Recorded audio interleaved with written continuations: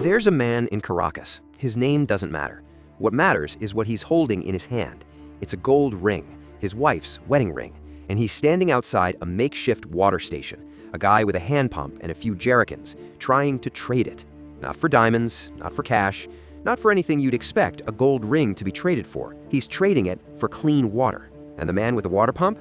He said no, because he already had 4 gold rings. That image, a man watching a piece of gold become worthless in real time, is not fiction. It happened in Venezuela. It happened in Leningrad. It happened in Cuba, in North Korea, and Lebanon. And every single time, in every single place, it followed the same pattern, the same sequence, the same brutal education in what actually matters when everything stops working. Today, we're going inside that pattern. Not to scare you, not to sell you a bunker, but because there are 4 things, ordinary, boring, almost embarrassingly simple things that history has proven over and over become worth more than gold when civilization breaks. And most people will never know what they are until it's too late. Act 1. The day the clocks stopped. Let's set the scene. It's morning, normal morning. Your alarm goes off, you reach for your phone, dead. You try to charge it, nothing. You flip the light switch, nothing. You walk outside. Your street is completely silent. Not quiet, silent. No hum of refrigerators, no distant traffic, no glow from any window. Every house on your block the same. And somewhere in the back of your mind, a small voice whispers, "This is different." But here's the thing, you don't listen to it. Almost nobody does. In the first hours of any major grid failure, the dominant human response is not panic. It's not even concern. It's denial. A transformer blew somewhere, a crew is on it, someone is handling this. You make coffee on the gas stove, you wait, and you tell yourself it'll be sorted by noon. This is exactly what happened in the early days of Venezuela's collapse, in Lebanon, in Soviet Russia as the distribution system was quietly disintegrating. People woke up, noticed something was wrong, and convinced themselves it was temporary, that the government was handling it, that the systems they'd relied on their entire lives wouldn't actually fail them. The problem is, the systems had already started to fail. They just hadn't told anyone yet. Grocery stores still had food, but delivery trucks had stopped running. Gas stations still had fuel underground, but the pumps needed electricity to pull it up. Hospitals were on backup generators, generators designed for 72 hours, not 72 days. And ATMs were being quietly drained by people who didn't fully understand why they were suddenly pulling out cash, just that some old animal instinct was telling them to move fast. By nightfall on day 1, the mood has shifted. You feel it at the gas station, watching a man fill 6 containers when he only needs 1. You feel it at the pharmacy, the way people are asking for medications with a particular urgency in their voices. Something in the room has changed. Denial is cracking. And through those cracks, something older and colder is starting to leak in. Act 2. 72 hours. 3 days. That's how long it takes for a normal city to turn into something unrecognizable. By the 72-hour mark, water pressure in most urban areas has dropped to a trickle or stopped entirely. Urban water systems run on electricity and backup power. In most cities, that backup lasts 3, maybe 4 days. The hospital generators are failing. The insulin in refrigerators has warmed past the point where it's still usable. Traffic lights are dark. And in the absence of any working communication system, rumor becomes the only news. Rumor in a crisis is always worse than reality, which means instead of calming people down, it accelerates the panic. Supermarkets are emptied within 48 to 72 hours in almost every documented collapse. Not by criminals, by your neighbors, by parents, by people who the week before would have held the door open for you at the coffee shop. They're not bad people. They're running on biology now. The part of the brain that kept our ancestors alive on the savannah has taken the wheel, and it has one instruction: protect what is mine. Disaster researchers call this the behavioral threshold, the moment when ordinary people start making extraordinary decisions. What comes next is where it gets really interesting. Because in that chaos, in that scramble, certain things become extraordinarily valuable. Not gold, not cash, not anything you'd expect a gold ring to be traded for. And history has already shown us exactly what those things are. Act 3. What history actually taught us. Leningrad, 1941. September. The German army has encircled the city. Nearly 3 million people. Supply lines cut. And what followed was 872 days of siege, almost 2.5 years that would kill over 1 million people.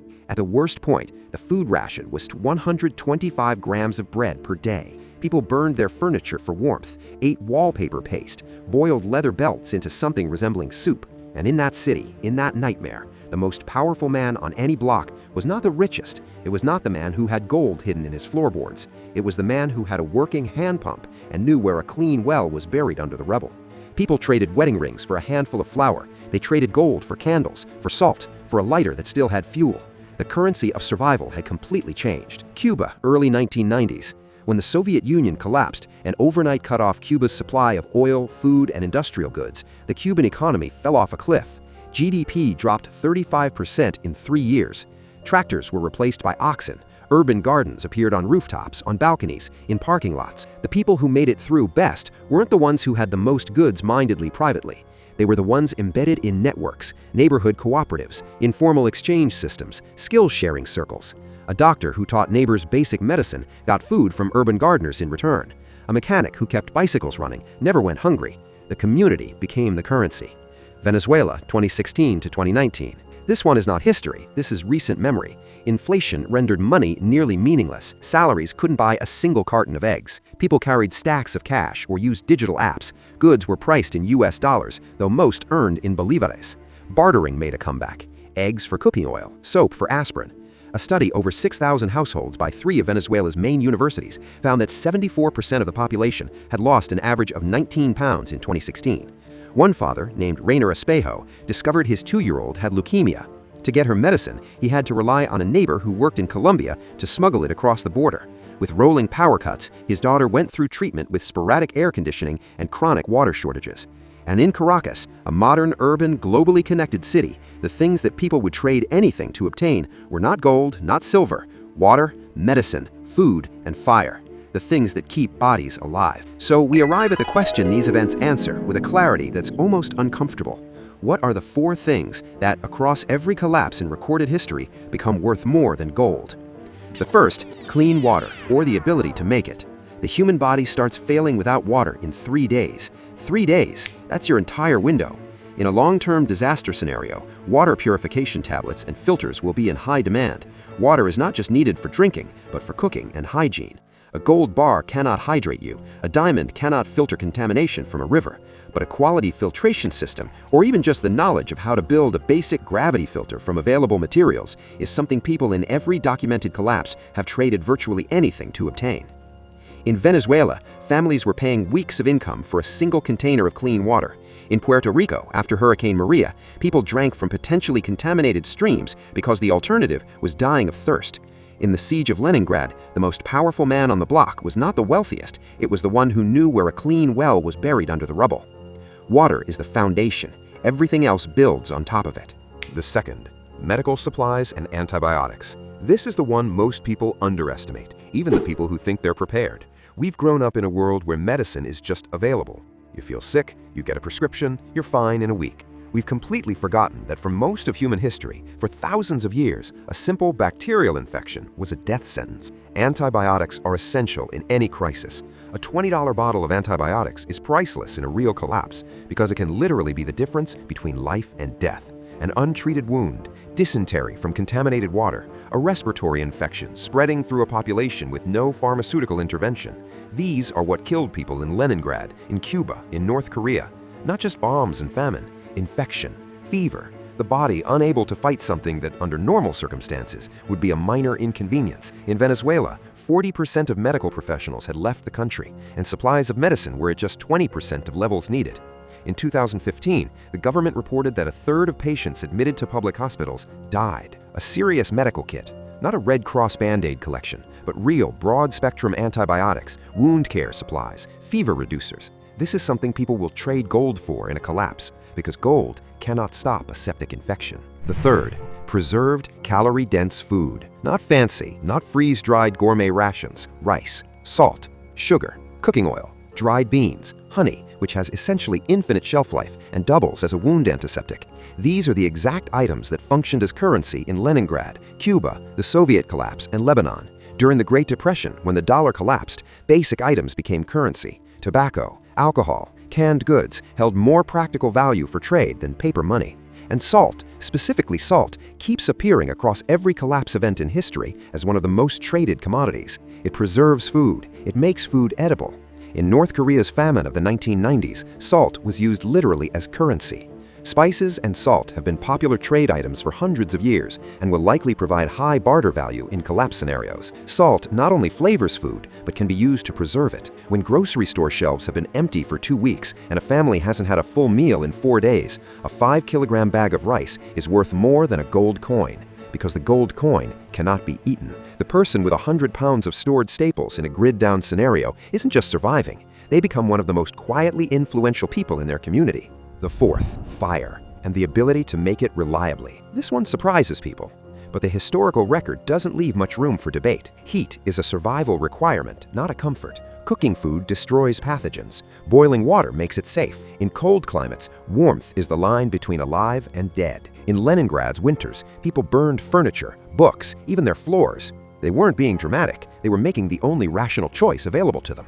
All types of fuel, gasoline, diesel, propane, butane, kerosene, will be needed to run everything from vehicles to heaters. People will also need matches, lighters, and flint fire steel to light lanterns and start fires to cook and stay warm. Fire starters provide the ability to create light, heat, and cooking sources. Less prepared individuals will be willing to trade to get any sort of fire-starting item. A reliable lighter, waterproof matches, a fire-starting kit, thermal blankets, these become leverage in a world where nothing functions reliably. Fire means cooked food, which means less disease. Fire means light, which means security. Fire means the ability to boil water and make it safe to drink. Fire means staying warm through a winter night when there is no heating system and no grid.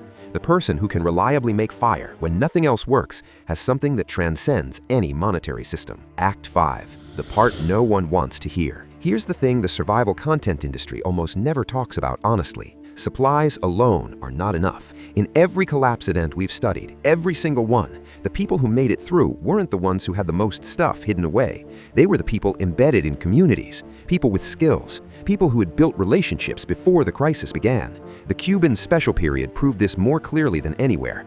The people who survived best weren't private hoarders. They were doctors who shared knowledge in exchange for food, mechanics who fixed bicycles in exchange for meals, people who understood that in a broken economy, the only currency that truly holds its value is usefulness to other human beings. Skills become as valuable as physical goods in a collapsed economy. Offering services in exchange for necessary items is a sustainable way to barter without depleting your own resources. A single person with a stockpile is a target. A community with shared skills and shared commitment is a fortress. The final frame. Back to the man in Caracas, standing outside that water station, holding his wife's gold ring, watching a man with a hand pump turn him away, not just of cruelty, but because gold had become useless and water had become everything. That moment is the entire lesson. Water, medicine, food, fire. These are not luxury items. They're not prepper items. They are the 4 biological requirements for human life. And in every civilization that has ever cracked, in every siege and famine and economic meltdown in human history, they have been the only things that ultimately mattered. The grid will not always hold. Supply chains will not always function. The systems we've built our lives around were engineered for efficiency, not permanence. And efficiency, under serious pressure, breaks. The question is never whether a disruption is coming. History has already answered that. The only question is whether you'll understand what's actually valuable before the moment you need it. Not gold, not silver, water, medicine, food, fire, and the people willing to share them. Stay prepared, stay aware, stay alive.